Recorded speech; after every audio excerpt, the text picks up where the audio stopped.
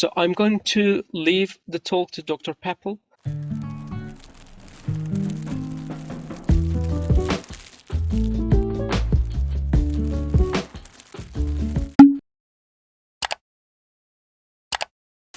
That was amazing.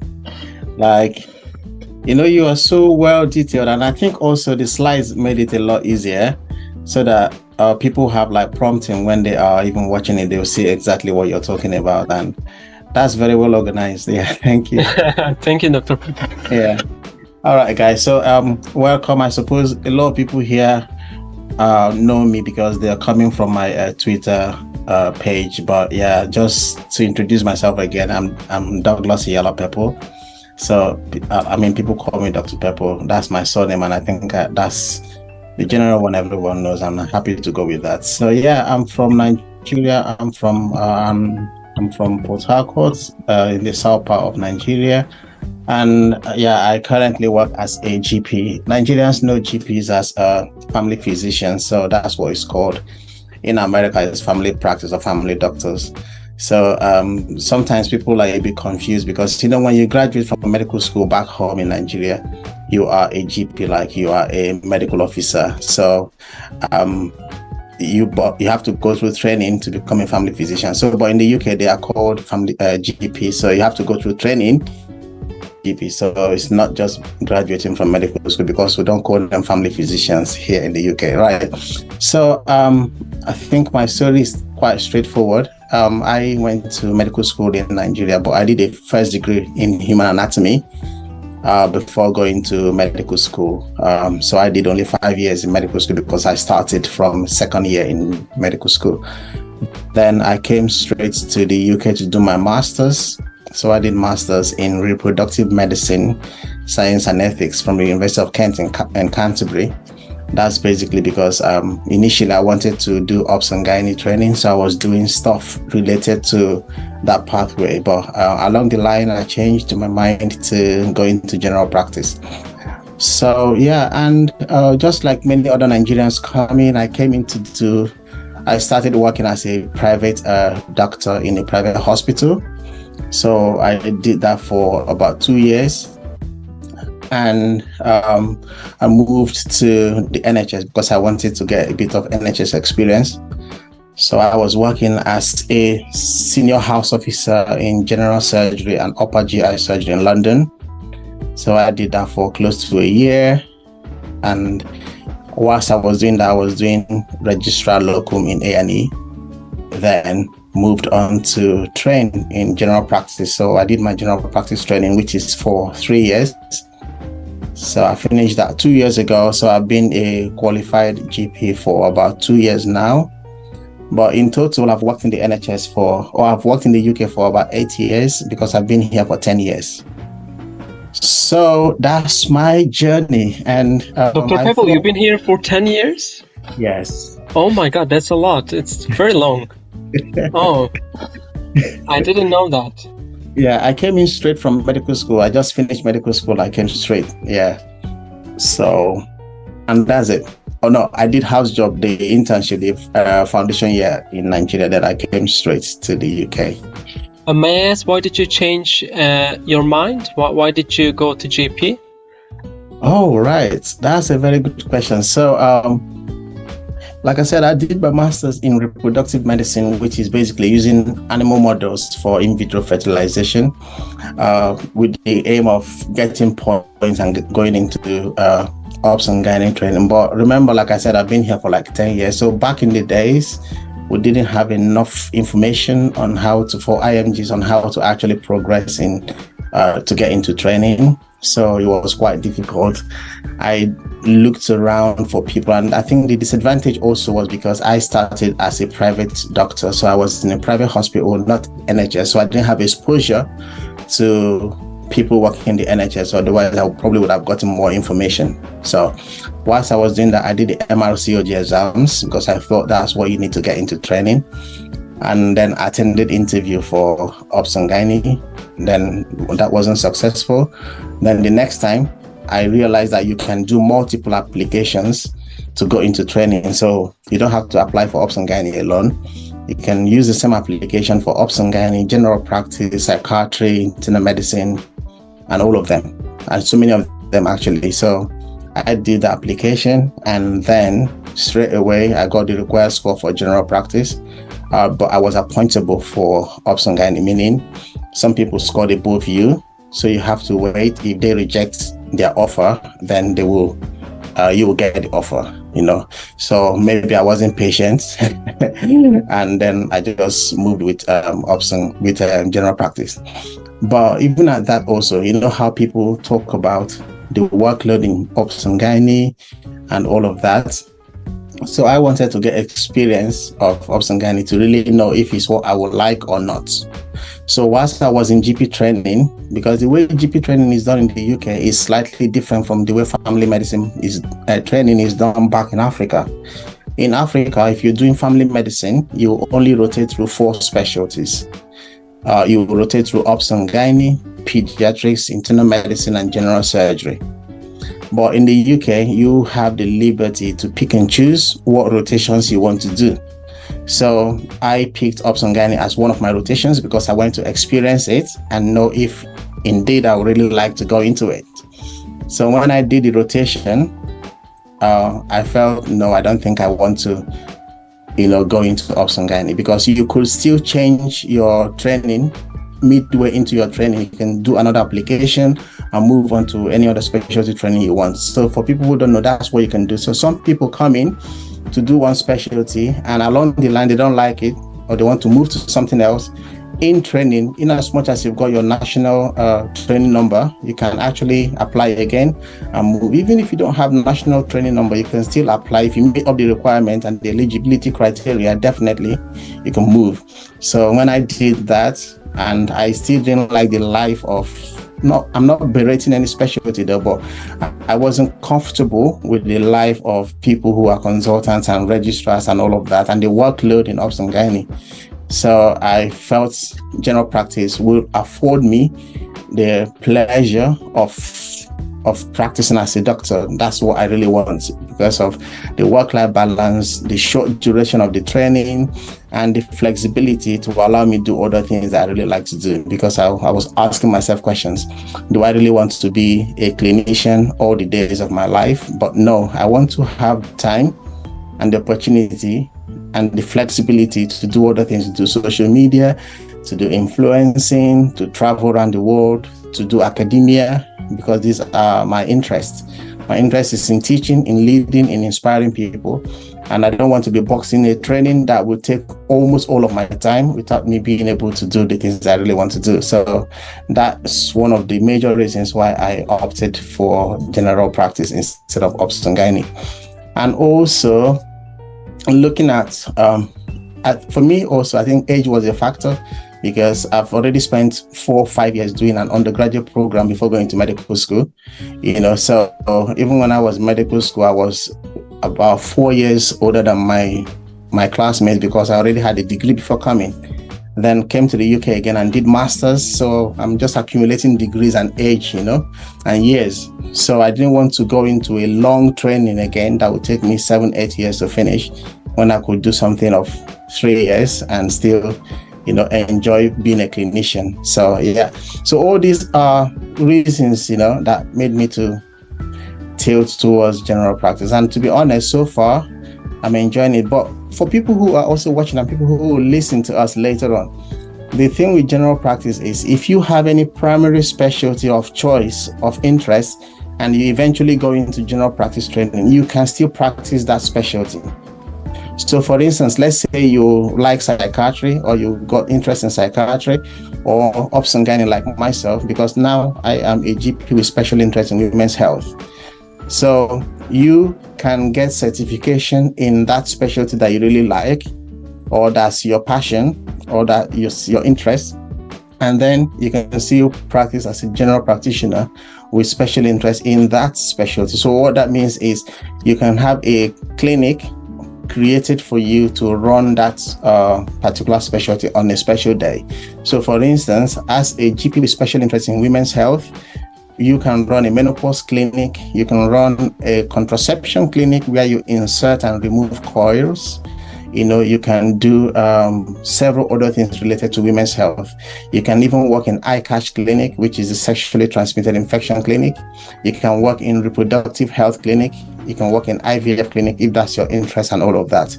So there are a lot of other subspecialties in general practice, which is what makes it a bit more appealing to a lot of other people. If you have interest in ENT or general surgery, you can have a clinic where you do minor surgical procedures, appendectomy, hernia repairs, wound care. They have some big GP practices that have some of those attached to them. Like where I work, we have a surgical unit where surgeons from the hospital and GPs with special interest in surgery work together to do those procedures, if that makes sense. Yeah, so that's that. I hope that answers your question.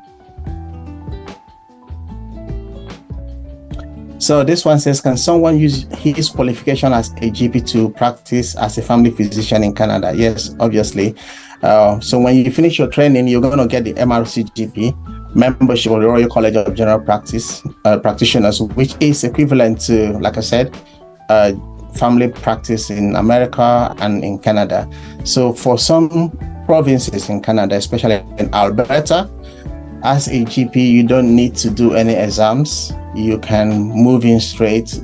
If you meet all the requirements, move into work straight as a family physician in Canada. But some other provinces, you need to do the exams. And also the difference with Canada and the United Kingdom is that in the UK, if you get your GMC registration either as a specialist, or either you are on the specialist register or generalist register or the normal medical register, you can practice anywhere in the UK, right? But in Canada, you need to get regional certifications, just the way it is in some parts of America, for you to practice. So you can't just use one license in Canada, practice all over Canada. So yeah, but you need to do, so in that case, you need to do, if you're not going to regions that accept you to work without exams, so you need to do the MCCQE exams, all those licensing exams similar to the PLAB or the UKMLA, if that makes sense.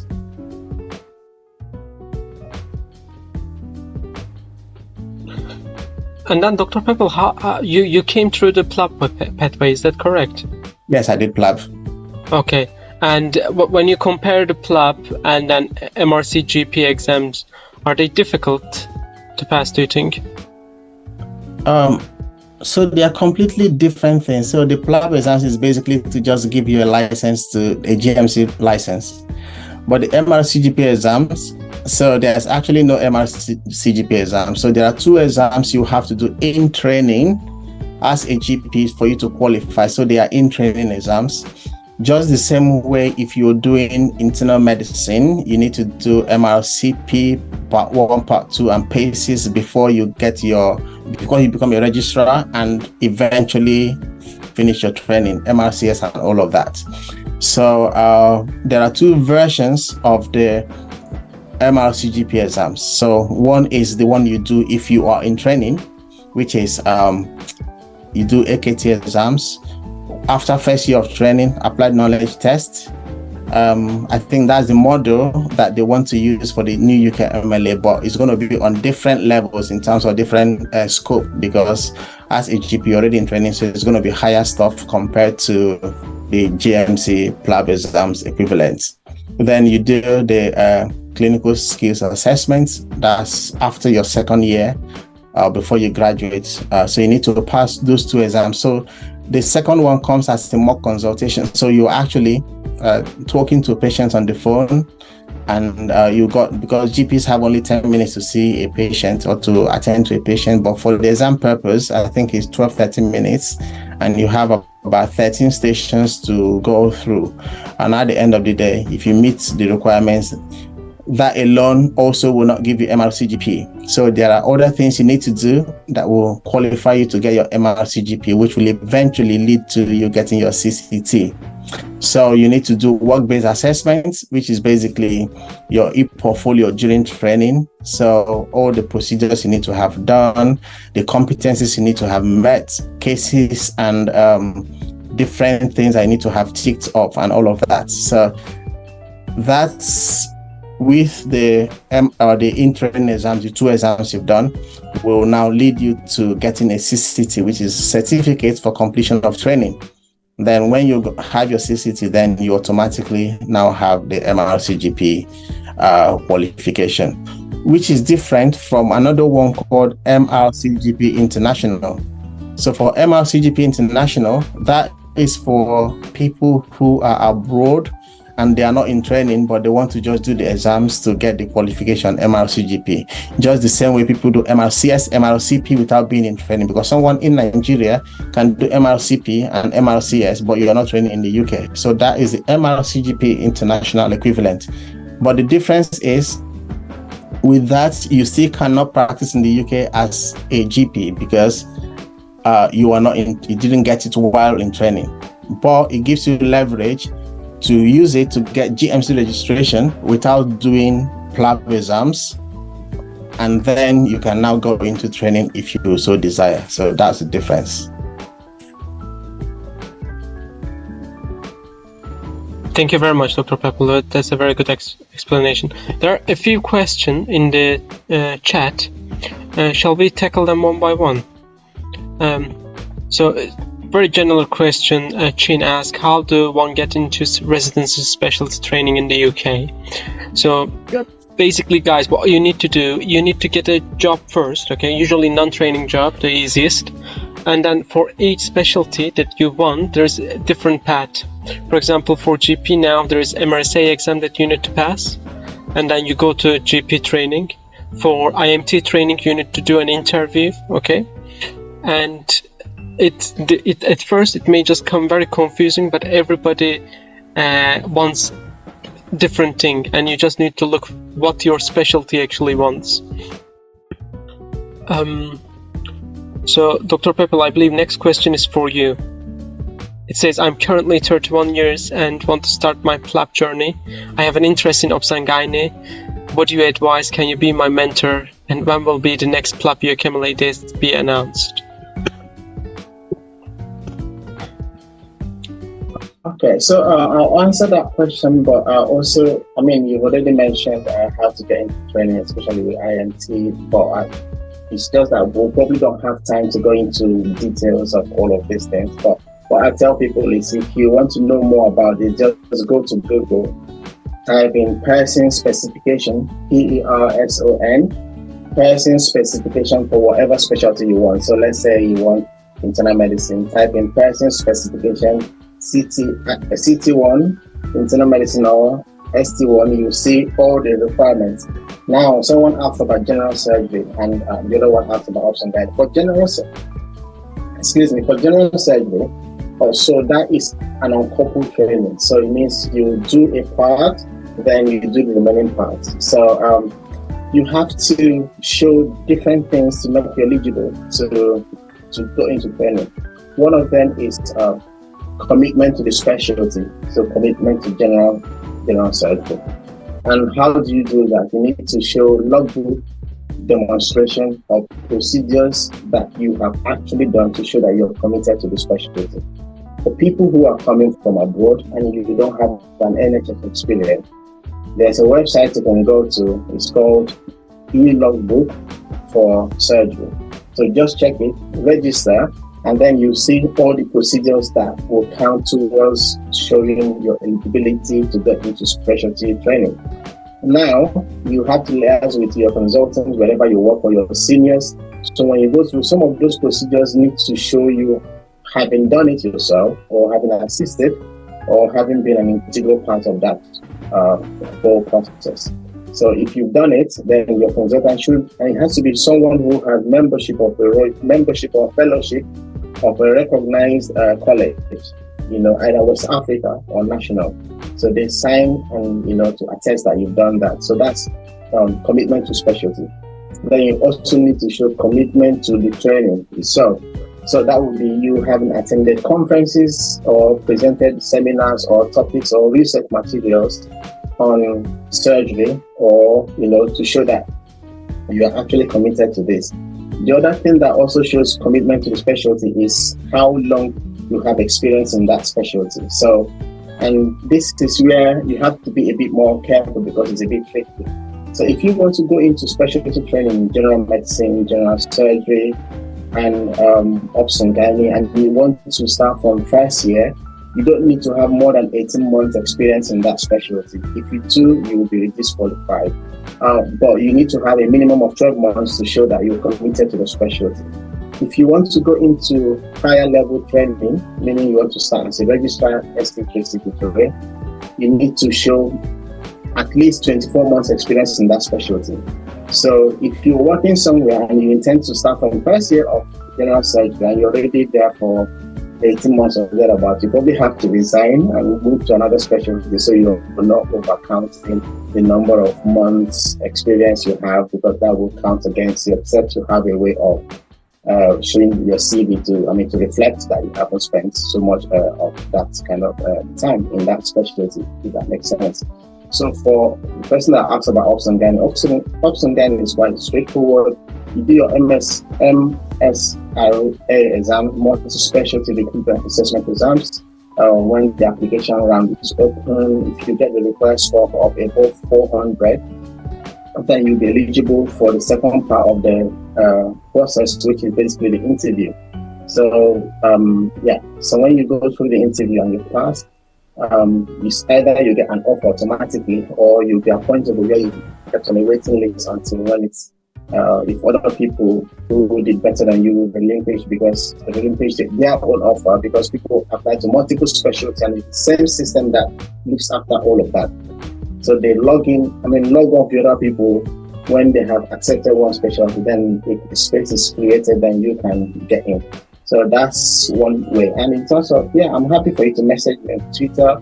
Obviously, I can't be mentoring you in obs and gynae because I'm not obs and gynae, even though I've got obs and gynae experience and interest. But I've got friends who are already in training and who have finished, and I'm sure they are very, very happy to have people on board as mentees. So I can signpost you to them and they'll be very, very happy to take you on. Thank you very much. So the next question is, also the ECFMG registration done for USMLA, can it be also used to UK? If you have done all the USMLA steps, yes, you can use it in the UK as well.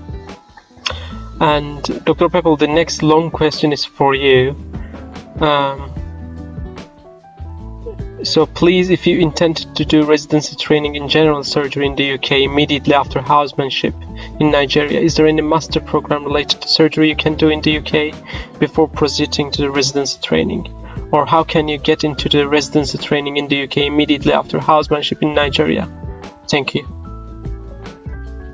Okay, so right. I think if you go to my Twitter page, you see a list of spaces that we've hosted, and we went into details to talk about surgery. So what I'm trying to do is to translate that space into YouTube channel. So I can, whenever anyone asks me this kind of question, I can just send that to you and you can get value from what we discussed. If you obviously doing masters in general surgery related specialty, it's not really a prerequisite for you to get into training, but it's good. So why I'm saying that is because I don't want to put you under pressure of masters is quite expensive. It's minimum of £15,000 per year for tuition and all the other expenses that come with it. So you don't necessarily need to do masters to get into training. You need to show commitment to the specialty, which is what I've listed earlier: attending conferences, showing procedures you've done, research, publications, audits, and all of these things. So if you have all of those things, then you are, on the sure way of getting into training. If you do masters will only probably just give you a point, which is also not bad, but you ask yourself, do you really need it? Because if you start working in the UK, after 5 years, you get your British, your ILR, 6 years, you get your citizenship, and you can now do masters and pay home student fees, which is almost 1/3 of what you probably would have paid as an international student. So you ask yourself, is this financially wise for me to do? So if it's not, then there is actually no need. But what I advise people is the easiest way to get into specialty training in the UK is for you to have an NHS experience. So if you get a job as a senior house officer in general surgery, because you're already working in general surgery, you meet other trainees, you'll be assigned like an educational or an academic supervisor who will guide you, and other seniors as well who will guide you into how to get yourself ready for application into the specialty. So all you need to do now, guys, do your PLAB exams, keep applying for jobs as a junior clinical fellow or as a senior house officer or whatever role in general surgery. When you get in, 6 months, 1 year of working in general surgery will definitely bring you up to speed to get the necessary requirements to go into training. You don't need to do masters, but if you have the money, by all means, go ahead and do your masters. Dr. Pepple, would you advise starting with the GP training right away after MSRA exams, even if they don't have a significant UK experience? That's a very important question, to be honest. And so, going by what I know, it's not a good idea. One, because first of all, GP training is only 3 years, although there's a version which is for 4 years, and you got a lot of things to do in 3 years. So you got your workload, which is your clinical workload, which is attending to patients. You have your e-portfolio, which is the craziest part of the whole training. It's very, very intense to keep putting in all you've done every day. And you have to study for 2 big exams as well. You've got your family responsibilities. The money you get paid as a trainee is just $2,600, $2,700, which might not be enough for you. And you might want to supplement your income, meaning you want to do locum shifts. And all of these things can be so daunting. And if you are new to the NHS, if you haven't worked before with the NHS, you don't know how to use System 1, you don't know how to use IMGs, you don't know guidelines and nice guidelines, you don't know how to manage pulmonary embolism, DVT.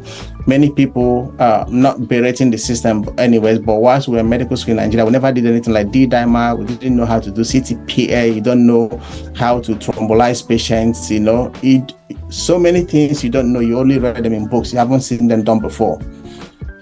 In the NHS, as a non-training doctor, you will be exposed to all of those things. You will be confident, you will understand how these things work, even if you work for 6 months.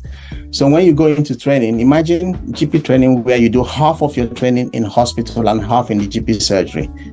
In hospital, you got a lot of support because there are so many other categories of doctors, junior doctors, intermediate, consultants, seniors, house officers, nurses. Everybody is happy to help you. But imagine if you start your training as a GP trainee and your first rotation is in the GP land, where it's just the GPs who are basically, some of them are locum, they're working by hour to make their money and go home. And you just have a supervisor who also has a load of patients. GPs see a minimum of 30 patients per day, which is different from what you have in the hospitals. Hospitals, if you're on call, like you already explained earlier, you probably have 10, 12 patients to see for your whole 10 hours shift. But as a GP working for 8 hours in a day, you are seeing 30 patients. You have 10 minutes each to see one patient. That is mad. So someone who has such responsibility and is also supervising you doesn't have enough patients to start teaching you the protocols for DVT. He will teach you, but the next time you need to know it. If you still don't know, he's not going to be happy with you. So you don't have that much support from the GP land if you haven't been in the UK before. But some people are very smart and they don't mind getting extensions, because if you don't do well, they will extend you. You might get 6 months, 3 months, or even a year extension. So if you're happy to go through all the psychological stress of being in training without any knowledge of NHS, that's also okay. You'll do well, you'll probably get extension, or you need to work extra hard and you will definitely meet up. There are people who have done that. So what we do is to have a support service for people who are coming in straight from Nigeria to go into internal medicine, psychiatry, GP, and ops and gynae, these 4 specialties, training without any NHS experience. If you contact us, we help to organize webinars on a periodic and regular basis, just to check what you're doing, to help you out, and just to give you that bit of confidence and extra support you need to progress in your training. So yeah, you can do it, but for me, I don't advise people to do it. There's no rush. Come in, spend 1 year working in the NHS, then move in to do your training. Dr. Pepple, that's such a great idea, actually. You do like a acclamation kind of course. Yeah, we do. Oh, that's amazing. Yeah. So somebody asked, when does the UKMLA start? Guys, don't worry about the UKMLA. UKMLA is going to start in 2024. Okay. The PLAB exam is going to be, the name is going to be the same, but the question will be according to UKMLA content map. Okay. And from the summer onwards, the name is going to change as well. But please don't worry about it. We checked both the PLAB blueprint and UKMLA content map. Nothing much changed. Okay. And basically, this is more like a political thing rather than a content thing. Okay, don't worry about the exam. And so in Nigeria, there is a specialty training called public health or community medicine. Is there something similar in the UK? So there is public health in the UK, and which is very, very difficult to get into. Very competitive training post. What do you say, Dr. Pepple, for public health? Yeah. Public health, I was so surprised that public health is very, very competitive. This year, it's ranking top 3. So competition ratio basically is the ratio of spaces available and the number of people going into it. So someone asked me, why is public health very competitive? The thing is, the competition ratio, even though it's about number of specialties, number of slots available and people going into it, it's also because people are going into certain specialties because of some reasons. These days, people want more flexibility. People want more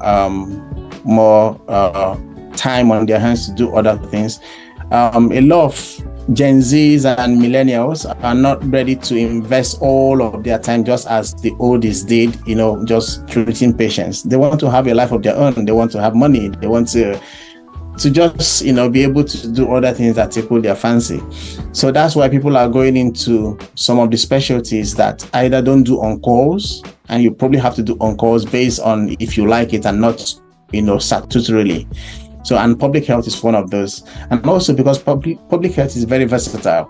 You can do clinical public health, you can do non-clinical public health. So you can work in international organizations, WHO, UN, different areas if you're a public health specialist. So that's also why people are beginning to see the light and going towards that direction. So that's why it's a bit more competitive these days, right? Community medicine, all those things. Yeah, so that's just it. So if you want to go into those specialties, they are quite rewarding as well. Gone are the days when people feel if you're not a cardiologist or a neurosurgeon or orthopedic surgeon, you're not a doctor. That doesn't work anymore these days. It's about, are you finding fulfillment doing what you're doing? Are you happy doing what you're doing?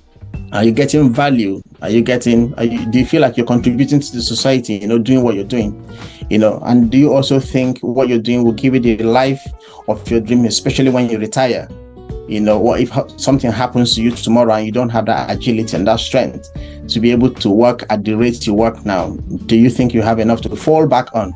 And for IMGs, some people want to go back home. You're asking yourself, what skill will be relevant if I go back home? What specialty will give me the skills that will give me relevance when I retire back home? So these are all the questions people are beginning to ask now.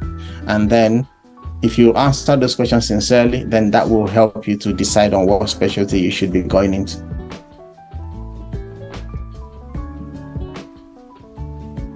So we have another question. So they are asking if it's possible for a radiology trainee in Nigeria to start a radiology training in the UK. So it's possible, it is feasible. So you need to go through the radiology training path, which is you need to take the MSRA first, and then go for the radiology interview. And probably they may look in two ways. Either, you are very, very dedicated to this, you're already a radiology registrar in Nigeria, or they may think that, okay, this is a bit overqualification. They don't say it per se, but they may think in the interview. What do you think, Dr. Pepple? Yes, that's very, very correct, to be honest. So radiology training, if you, it applies to every other thing we've discussed as well. The number of experience, months or years of experience you need, what level you want to start. What you should consider is also having a UK experience, because radiology is also one of the special surgical specialties that you need UK experience to get into. You need to do the MS multi-specialty recruitment, MSRA exams. I keep mixing this up with MRSA. So I'm a bit careful. So you need to do the MSRA exams, and after that you need to do interview. So these are the things that will help you to start preparing yourself to have a competitive advantage to get into radiology. You need to have an e-portfolio to demonstrate commitment to the specialty, and that e-portfolio will be if you have a UK work experience. So there's a specialty, a radiology specialty training group on Facebook. It's called UKRST. So UKRST. So it's for IMGs. You can join that group. They got WhatsApp group as well. When someone from the group identifies you, they can get you onto their WhatsApp group. So it's a community of IMGs who are in radiology training. Is expanding by the day, and you get all the information you need for free. And the other way also to get advantage to get into radiology training is to apply to do a taster week. So basically, taster week will it's like you working, it's like observership, clinical observership. You're going to be working for free. So you work with a registrar. If you want to know how to get a taster week, go to any hospital you like or you are interested in. You obviously must have GMC registration already, and check for the radiologist in charge. Go to LinkedIn, you'll see their information, their email address as well. Send them an email and explain yourself. I'm Susan Supest. I'm interested in radiology. I've got this experience. I want to go into training, and this is this training that I've always wanted. I believe I will be of invaluable support and help in this blah, blah, blah, and all those sort of things. And then they will probably just message you back and schedule you to work with them. So you observe and see what they do. You show enthusiasm, you show commitment, you show you are happy to be there and do all the necessary things. You attend webinars as well, webinars and grand rounds and all those clinical discussions with them and get signed off, and that gives you a good advantage to apply for the specialty. Conferences is one of them. Audit. Now, audit is something anyone can do from any part of the world. You don't need to be in the UK if you're already in radiology. Even if you're not in radiology and you are interested in radiology, look for a radiology topic that will be a good update to work on. So update is different from research. You need to know that. Audit basically is like there's a standard way of doing things, and you think maybe your center or wherever is not doing it according to that standard. So you pick the standard way and look at what is being done, and now collect data and analyze it and offer suggestions on how we can improve on what is being done to meet with national standards. And after you've done that, you present it, and after a round you re-audit it to see implementation and all of that. That is something you can do straightforward. You can even do normal presentations or publications or even teaching. So as a doctor, you have medical students, you have house officers who are probably attached to your hospital. You can start teaching them, and develop a template for them to assess you. So if you go on the internet, you see a 360 feedback, student feedback form. Print that off and give to the student to comment on your lecture delivery and all of that. If those are things that you can use to show your commitment to this specialty, and obviously I've talked about the MSRA exams. You need to score high, and then you'll be shortlisted to go for interview if you do well, and that's it. The rest is story. So it's all specialties now are a lot easy to go into, but you need to meet up the requirements. So what I tell people to do is, if you print out the qualifications or the the criteria for any specialty you want to go into. Just paste it on your wall and look at the things that you need to do. If you do this, and you don't need to, put yourself under pressure, unnecessary pressure. Pace yourself and tell yourself it's a lifetime goal, right? Every goal needs to have little tiny steps to work towards achieving them. So you want to get into training in 1 year or in 2 years. So, and you got 10 eligibility issues or stuff to meet up before the 2 years. So start saying, in 1 week, 2 months, 3 months, what can I do? So whichever one you achieve, you just tick it off and all of that. And when you're getting towards the end, you're already ready to prepare and sit for the MSRA exams. And when you pass that, and you've done all you need to do, when you go for interview, they look at your credentials and everything. It all boils down now to your performance in the actual interview. And if you're good, no one is going to deny you. So you don't need to know anyone to get into training. It's basically on merit. Yeah. Very good. So another question, Dr. Pepple. Basically, no, you don't need to give PLAB and UKMLA both. They are the same exam, okay? The UKMLA name is not going to change. It's just going to be content. For example, you're going to give the PLAB one in 2024, but the content is going to be UKMLA content, okay? And then later on, if you give it in summer, you're going to take the UKMLA part 2, basically. Okay, but you don't need to worry. You're gonna do still the 2 exam necessary, and you cannot work in the UK without the GMC registration, which is the easiest way would be the PLAB pathway. So elective posts are usually difficult to get after PLAB 2. Before COVID, it was very easy. I mean, most of the big hospitals used to have their clinical attachment scheme, but now it's just gone. They don't reintroduce it. What do you say, Dr. Pepple? Do you think clinical attachment is easy to find? How can they find it?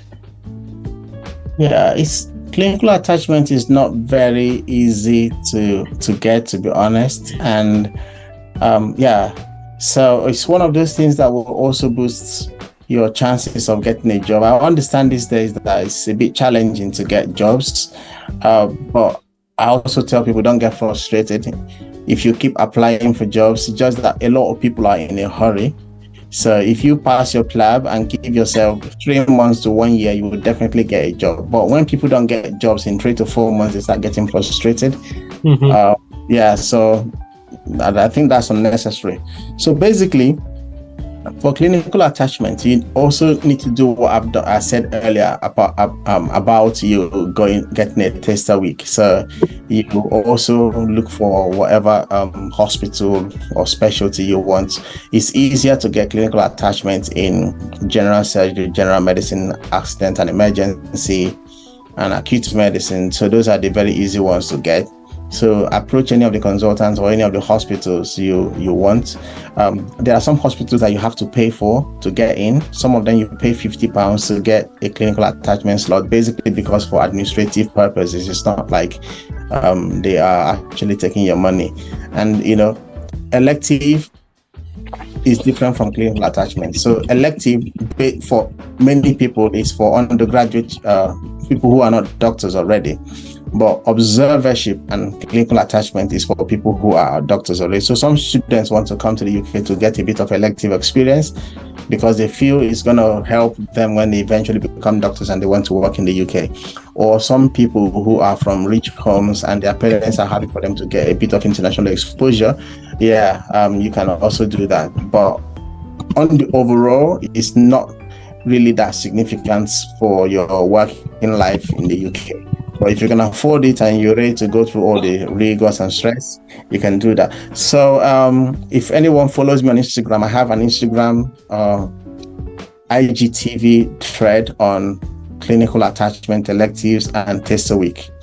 So if you message me on Instagram, my Instagram handle is Dr. PEPPLE'S, where Dr. Pepple. I will just send you the link so you can watch the whole video. It's a 1 hour video. Maybe I will look for how to move it to YouTube as well. So just watch that and it will really help you on what to do. It's quite straightforward, but you need to do it. You need to start getting ready to get visa and all of those things to come to the UK. But people who are already in the UK, right, is better for you. It's something you can do. Yeah, so that reminds me just to mention about the delay in getting jobs. So some people get delays in getting jobs basically because of their CV. So they are not doing their CV right. If you're coming from Nigeria or from Africa, basically, I'm sorry, I'm just mentioning so much of Nigeria and Africa because that's a system I'm very, very familiar with. If you do your house job, which is for a year, let's say you do internal medicine for 3 months, general surgery for 3 months, psychiatry, ops and gynae for 3 months, pediatrics for 3 months. So what you people do in your CV is you just put University of Lagos Teaching Hospital house job from 2022 to 2023, blah blah blah, and all of that. So if you do that and keep applying for, let's say, a general surgery job, it will take a lot of time before you can get the job because you've not highlighted your general surgery skills for you to be able to get a general surgery job. So what you need to do is you need to break down those jobs you've done and the roles in bits so that whoever is going to the CV will understand your area of strength and see if you're eligible for this job. So you put January 2002 to March 2022 to March 2022, 3 months of internal medicine. Whilst I was there, these are my roles. These are the tasks I performed. Reviewing acutely ill patients, learning more about management of acute and chronic conditions, diabetes, diabetic ketoacidosis, chronic obstructive pulmonary disease, all those things, 2-week pathway for lung cancer, blah, blah, blah, interpreting and reading ECGs, basic use and interpretation of the British National Formulary, all those things. Then when you go to surgery, you put June to August 2022, 3 months of, so tasks you did, competence in passing nasogastric tube, catheterization, did 100 wound suturing, and all of those interrupted sutures, single continuous. So if you highlight your strength, so anybody who is looking at it sees that you've done 6 months of general surgery and these are the things you've done, and that means you have experience. So they're happy because no consultant wants to have his senior house officer that will be calling him on admitting an appendicitis patient. They want to see that you've admitted a proper appendicitis patient and then you want them to come do the procedure.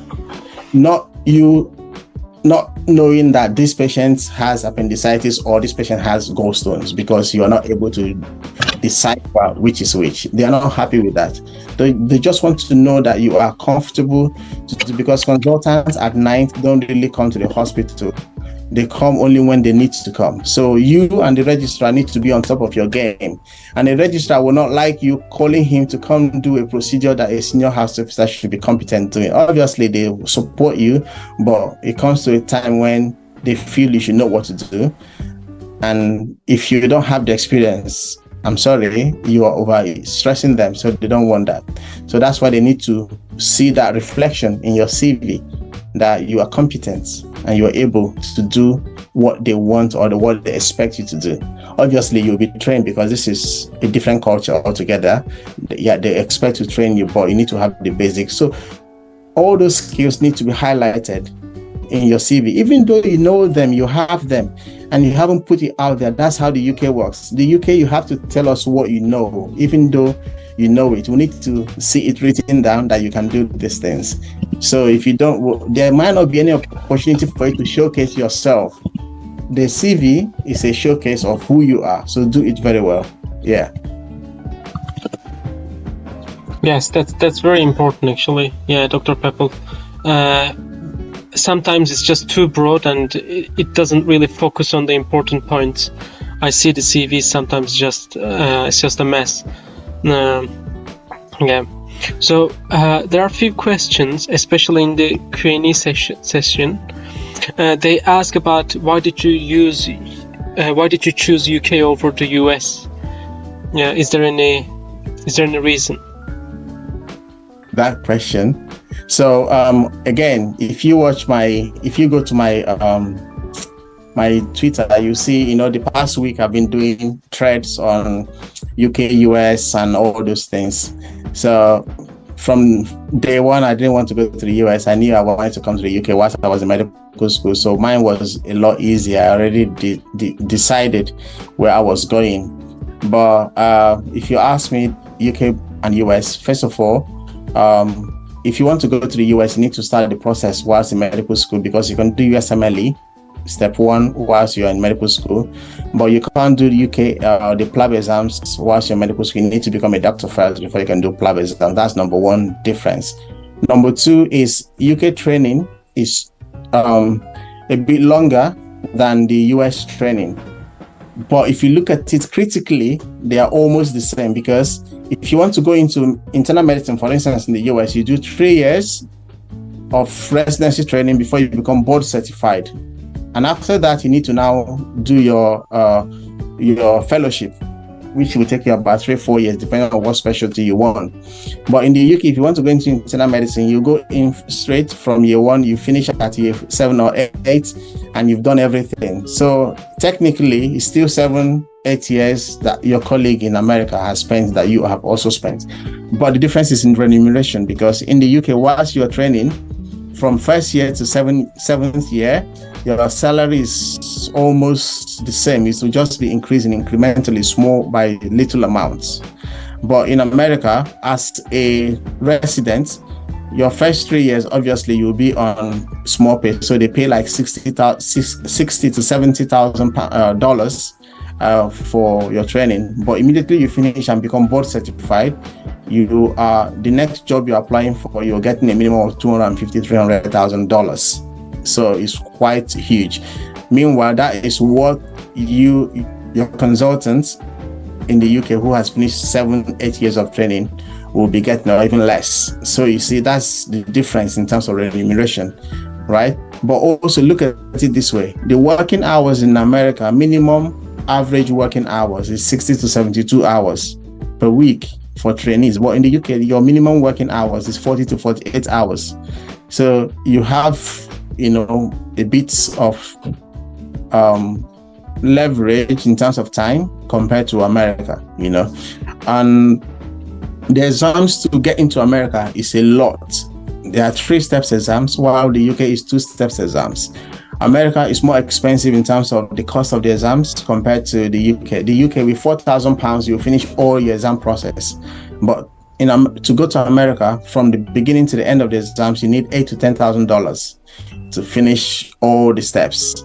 So you ask yourself, obviously, it's not to discourage you, but the question is, are you paying all the money at once? No, you're not. So the exams are in steps. So you save a little, do this one, save a little again, do the next one. Yeah. So if that's your decision, then that's completely okay. So these are the differences. But in terms of, for me, I wanted to come to the UK also because if I get bored, I only take 6 hours flight and I'm in Lagos or Abuja.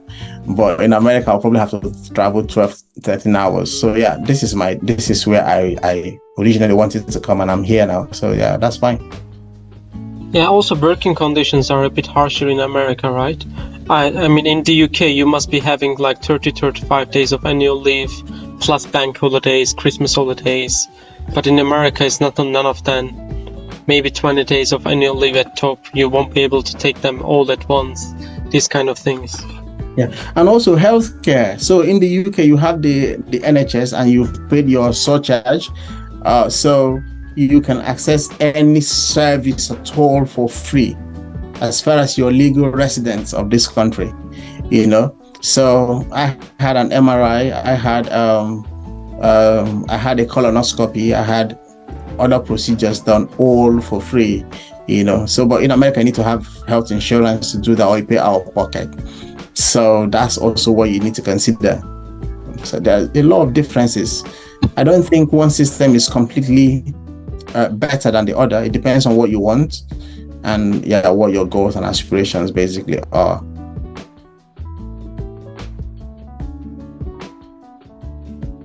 Thank you, Dr. Pepple. So we have Dr. Ankur as well. So he is going to talk about the PLAB course they're gonna do in Nigeria. So we are planning to come to Nigeria because of two reasons.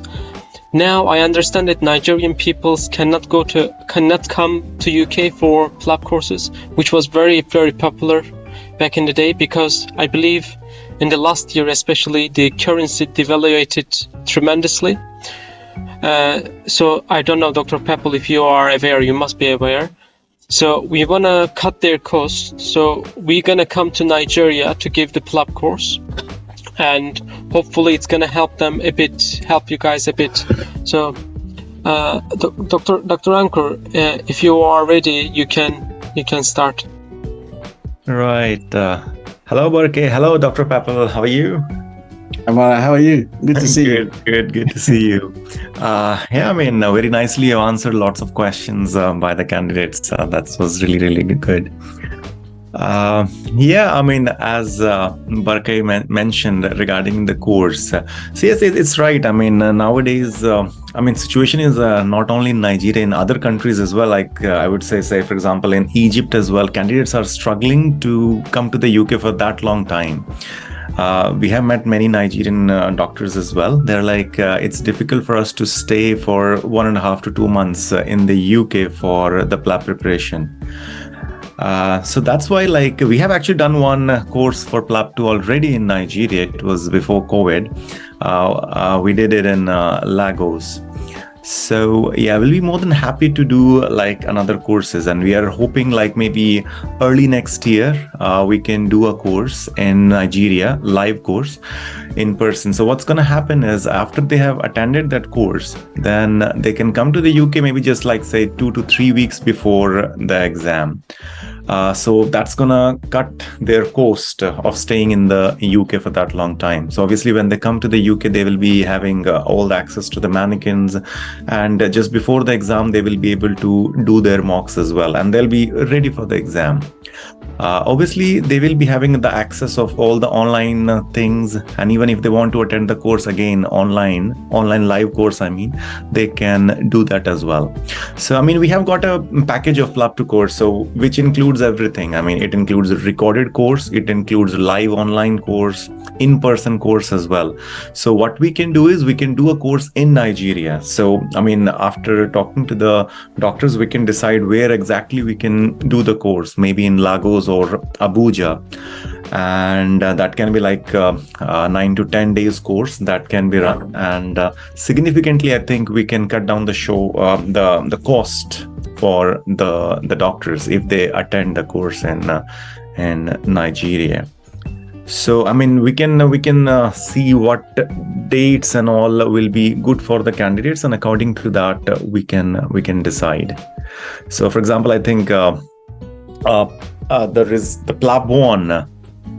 It's gonna be in November, so hopefully the results will be somewhere I think before Christmas. So I think we can do the course accordingly, isn't it, Dr. Barke? So maybe in Jan or Feb something we can plan. Early 2024 would be great. Yeah. And I understand sometimes there's visa issues as well. So from Nigeria to UK. So hopefully that's not going to be the case either. So you will be able to take the course, prepare for it. We will provide the online materials, online video anyway, and then you can prepare. You can come maybe a week, 2 weeks before, as Dr. Ankur said, and then get your mocks, get prepared, see the mannequins for the last time, practice intensely, and then get your exam. So we're gonna share the details in the WhatsApp group. Dr. Pepple mentioned a lot of important links, so I'm going to ask him to send it to me so I can send it in the WhatsApp group, so it will be all in one place. And guys, if you have any questions, please do ask in the WhatsApp group, so we can still can communicate, please follow Dr. PEPPLE'S YouTube channel. I mean, it's just so informative. And Dr. Pepple, is there anything else you want to add before we finish it off? So yeah, I don't think I've got much to add. We've had a very amazing session, and I also hope the attendees have got value from what we've shared so far today. I mean, to be honest, this is a free webinar, I suppose, and I mean, getting a lot of value from tree experienced UK doctors, for free. So they should just utilize it. And we are also open to take more questions from them privately, and just to help them on their journey, just to make sure their dreams come true. So yeah, that's it. Thank you.